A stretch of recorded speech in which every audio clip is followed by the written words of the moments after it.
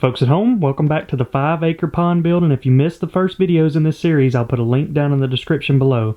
But one of the last things left to do before we fill the pond up with water is build a dock. But if you guys remember, a few weeks ago we got our pond builder to dig out a section of the pond that was 4 feet deep so we could add an additional 4 feet of clay. And the sole reason for that is whenever we sunk the post for the dock, we didn't want it to punch through the clay liner. Now back then it was pretty easy to spot, but after we filled the pond with clay and then a few hundred trucks drove over it, it wasn't quite so easy to remember exactly where we dug out. But fortunately we dug out a few test holes and we were still in the clay, so we were good to go. So the dock builder started setting the outside post, and basically we're just building a 20 by 20 dock, and it's going to have about a 16-foot long walkway leading up to it. And my goal is to have it about 1.5 feet to 2 feet above the water level. But unfortunately the dock building got cut short today because we got heavy rains from another hurricane coming through. So now it's a good time to go check in on our new pet ducks. So in last week's video we got this custom duck house built, and we want the ducks to spend most of their time in the pond, but we needed something that was predator proof. And Liz and Sarah did a good job of getting all their food and water set up, so now it's time to release the ducks in their new home. Good job, alright? Welcome to your new home.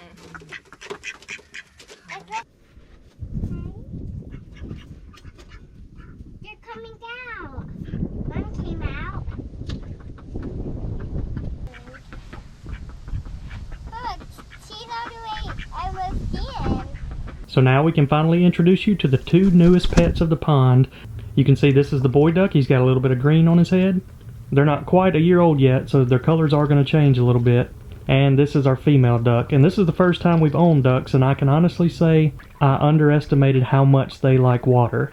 They spend the majority of their day bathing and playing in the water, and it's really funny because their personalities are starting to show a lot.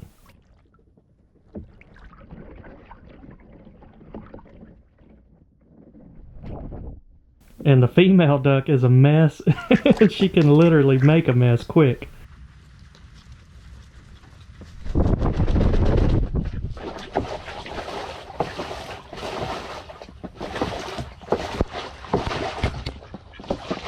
But we knew when we got the ducks that there were predators around, and that's one of the reasons we got them this duck house, because we felt like it would keep them safe. So let's see what happens their first night on the farm.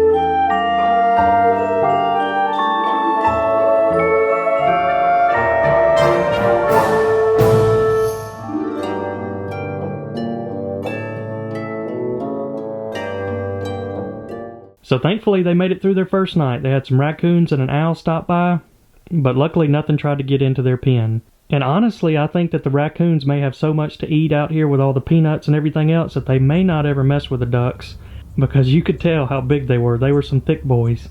So I don't think food source is a problem for them, and hopefully it'll keep them from ever trying to get into the pen. So they survived the night, but the next thing they have to survive today is Hurricane Nicholas. And it's one of those crazy things that we're in South Alabama and Hurricane Nicholas made landfall in Texas, but we're still going to get a bunch of rain and some high winds over the next couple of days. But I think those ducks are going to be fine. Let's check out the pond. So for those of you ready to see the pond fill up, we're going to get a lot closer over the next couple of days. Hurricane Ida came just a few days after we completed the pond build, but somehow we stayed right in between the major bands of rain. We had one just to the east and one just to the west of us. Looking at the radar, we're going to get a lot more rain from Hurricane Nicholas. And speaking of hurricanes, this is the 1-year anniversary of Hurricane Sally, and we were directly in Sally's path and got a lot of damage. That was the one that knocked the big 150-year-old oak tree down. And so I thought it'd be interesting to look back at what the farm looked like 1 year ago today. The farmers were just getting ready to flip the peanuts over, and you know when they do that, animals like Foxy are going to stock up for the winter.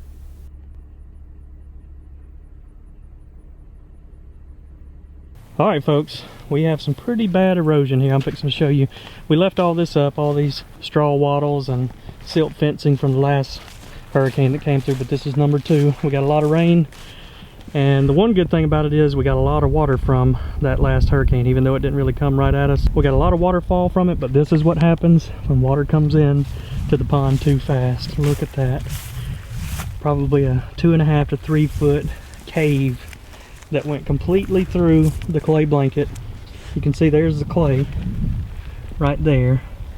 There's a good shot at it. All that red on the bottom, that's our natural sand, and then that's all the clay layers. So if it was to fill completely up right now, we'd have a hole in the pond. You can see back there, really bad erosion. So I know a lot of you guys want to see this pond full ASAP, but this is one of the reasons why you don't want those heavy rains to come in. All of that watershed hits that hill, and then all comes in right here. So got to do a little bit of work on this fencing because we're early in hurricane season and we could have a couple more. Look at how bad it washed under those. You can see I tried to plant that small millet. That was my original planting, and then after that last hurricane we came back in and tried to plant some, and I'm sure that helped because that has a lot of root systems down in there, but it just wasn't quite tall enough. Alright, here's a quick walkthrough on the pond after all the hurricane rains. You can definitely tell we got a lot of water. This whole area was dry last week. You can see the tunnels back there. That's one of the best gauges. It's up over the second layer of tunnels right now. We got that decoy hanging out back there too. You can see we finally got some green grass on Alcatraz Island. That's good news. And here's a look at where he ended up with the pier. He wanted to get a lot further this week, but with all that rain, it shut him down. He got 6 of those posts in the ground, and that's not how high they're going to be. He's going to go through and cut them off once we set where that water line's going to be. We're going to try to go about 1.5 to 2 feet above the water line. But here's a lot better look from up here on the island. I'd say we're about 4 feet deep out there in the deepest part of the pond. You can see this roadbed right here is almost covered. Next up will be that roadbed right there, and then once it gets covered up, all that water is going to fill in this whole entire shallow portion of the pond. So we definitely got to get that dock knocked out pretty quick. You can see though, some of this brown top millet came up really quick, and then that's that Bermuda grass that we planted a few weeks ago. It's finally starting to pop up.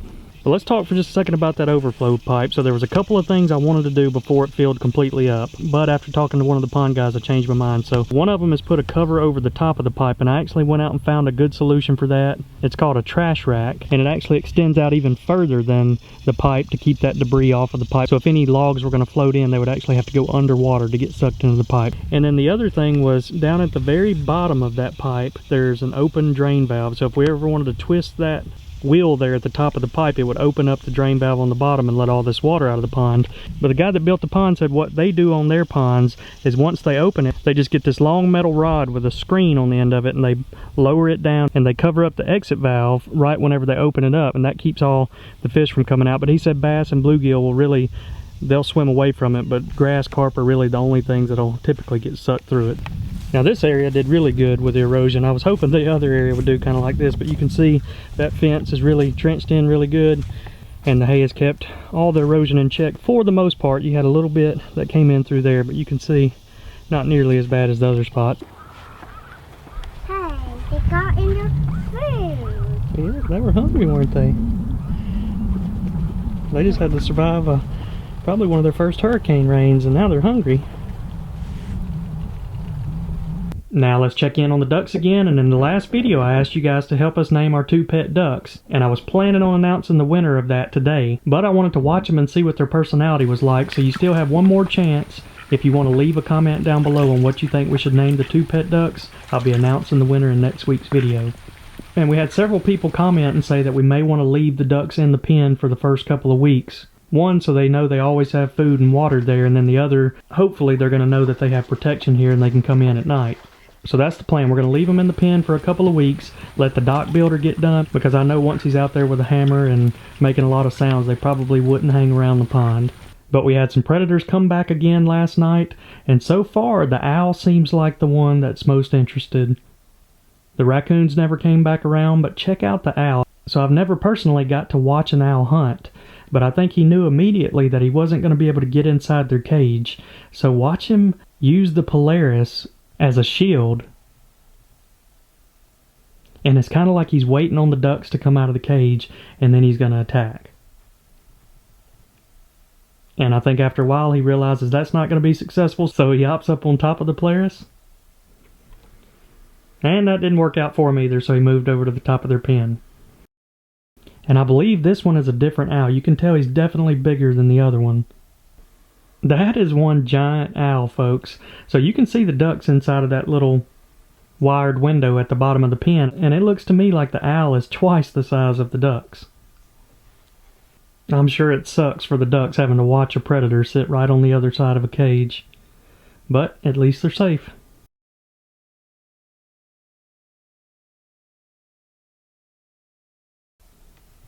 And yep, this video confirms that there are 2 owls in this area, and one of them is a lot bigger than the other.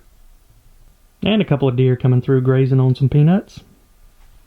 Look at this poor guy. He can't get any sleep at night because of all the owls. And he's falling asleep in his water bucket. It's a tough life for some ducks.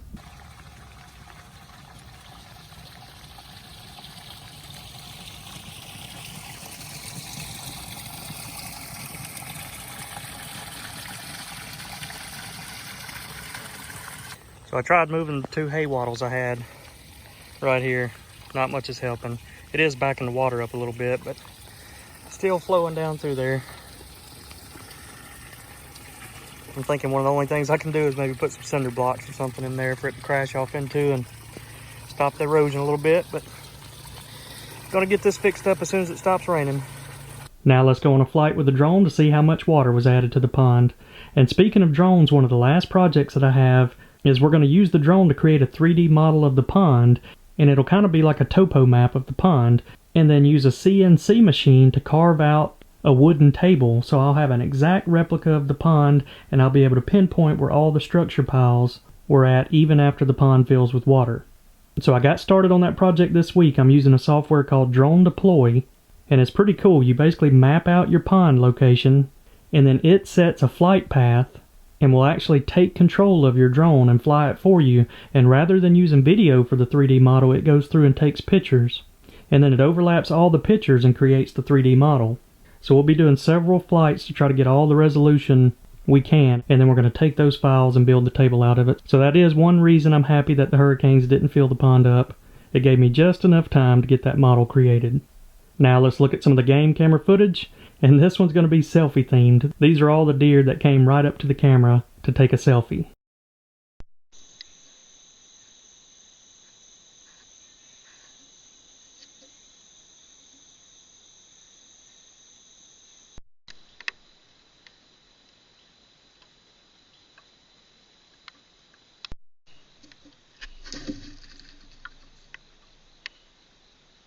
Now it's time to feed Mr. Moby.